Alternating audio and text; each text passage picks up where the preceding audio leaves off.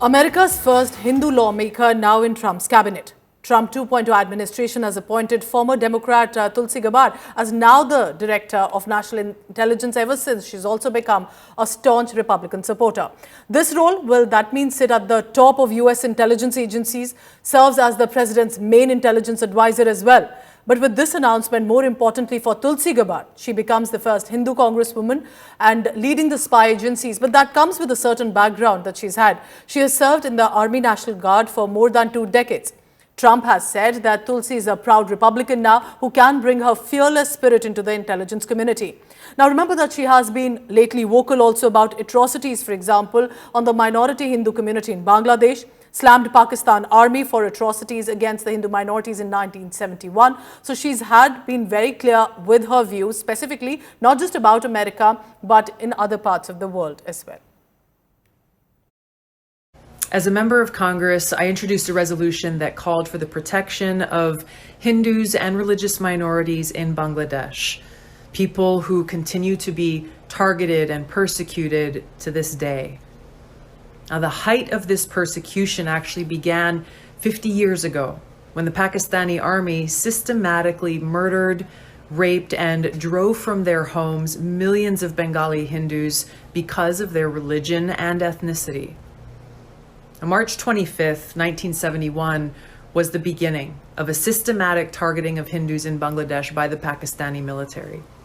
It began in Hindu neighborhoods and villages, first at Jagannath Hall, which was a Hindu dormitory in Dhaka University, where 5,000 to 10,000 people were killed on that first night alone.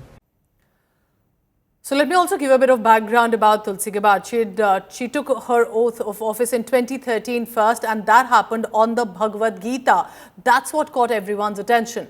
Born to parents of European and Samoan ancestry, she was raised in a multiracial, multicultural, multi-faith family. Gabbard eventually became the first US lawmaker ever to take oaths of office on the Bhagavad Gita. In 2016, she also met Prime Minister Narendra Modi in New York and presented her personal copy of the Gita to him, saying it was a gesture to express her love for India. Now, she very clearly, vocally embraces her Hinduism, just like her mother did. She recently also was seen singing a bhajan in an ode to Lord Ram. Let's listen in to an excerpt of that as well. Hare Krishna, Krishna Krishna, Hare Hare, Hare Rama, Hare Rama,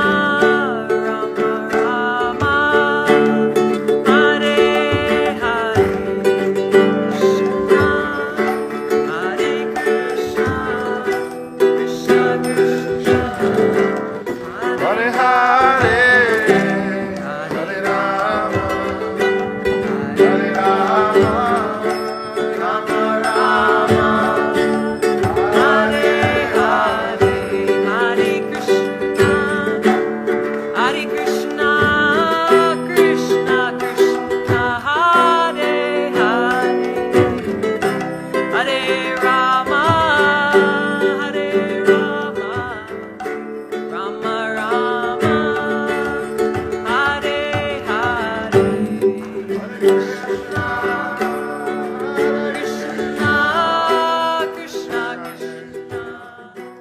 So this is a special connect that has come in, and also how she's been supportive of India all this while. So let me tell you a bit about Tulsi Gabbard. She's now going to become America's first Hindu lawmaker.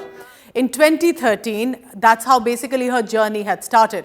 So she had taken the congressional oath of office. Now, while that is a norm, but because she took it on the Bhagavad Gita as opposed to many others taking it on the Bible, that's what caught everyone's attention. It was in 2016, she also gifted a personal copy of the Bhagavad Gita that she used to read to Prime Minister Narendra Modi when she had met. Now, interestingly, Tulsi is born to parents of European and Samoan ancestry. It was Gabbard's mother who had taken to Hinduism, and that's what she continues to follow and so vocally and feels strongly about. Tulsi Gabbard's mother gave all her children Hindu names, and that's the tradition and the faith that she continues to follow. So in the past few years, it's not something that she's hidden or she's been very low profile about. In fact, she's been very vocal about her belief with Hinduism and with India.